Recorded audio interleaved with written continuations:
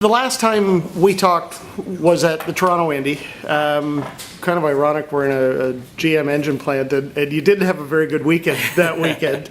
I'm not blaming the GM engine, though. No, but how closely are the team and the Chevy engineers working, to improve that reliability moving forward during the season?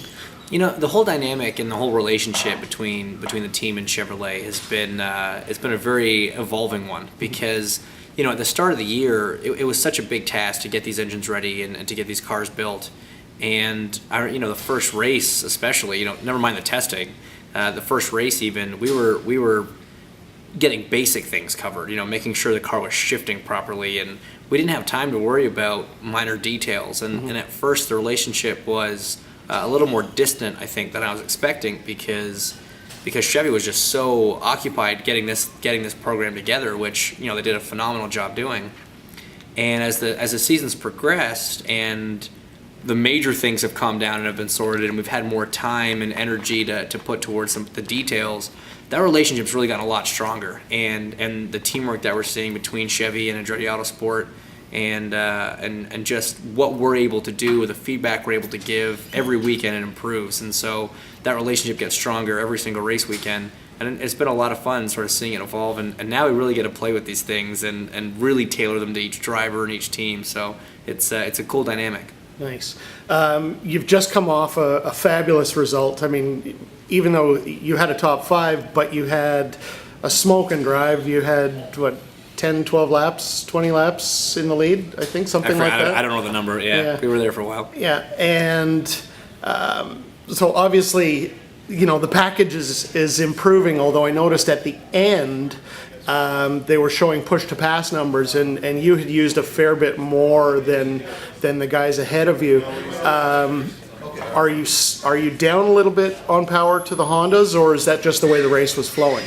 I think for me that was a little bit the way the race was flowing because I was on a 3-stopper, I was pushing every single lap, and a lot of the guys around me were on 2-stoppers. So when you hit the push to pass, you are using a lot more fuel, and they flat out couldn't. They weren't allowed to use it.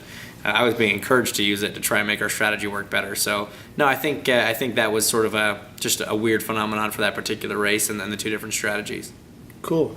Off camera, you and I were talking about Canadian Olympic skater Elvis Stojko has been racing karts and is looking to, maybe have a new career racing cars. What do you think about another Canadian who's known for his marketing skills coming onto the scene? I think it's great. I had the chance to meet Elvis at he very kindly came to the Hinchcliffe after party in Toronto after the race on Sunday night, and we chatted for a little while there, and learned that he was getting into go-karting. And I mean, obviously, the guy's very well known for what he's accomplished for Canada in skating, and I think it's great to have another face, especially at the grassroots level of the sport, because for a country with a relatively small population, we produce a good number of racing drivers, and I think that largely comes down to the go-karting programs that we have around this country, and anything we can do to make that stronger and make that better is just gonna make that even more prevalent when these drivers get into the top levels. And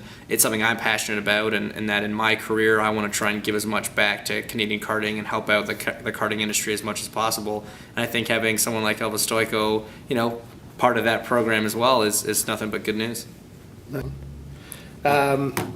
So next race coming up in a couple of weeks in California. What can we look forward to at that one? Well, the race in Sonoma is hopefully going to be better than it has been in years past because they've done some changes to the track. They've adjusted a couple of the corners to try and make some more passing opportunities for us. And we've already seen this year with the new car and with the tires that we've been bringing, with the new blocking rule, with the push to pass. There's been more racing. There's been more passing.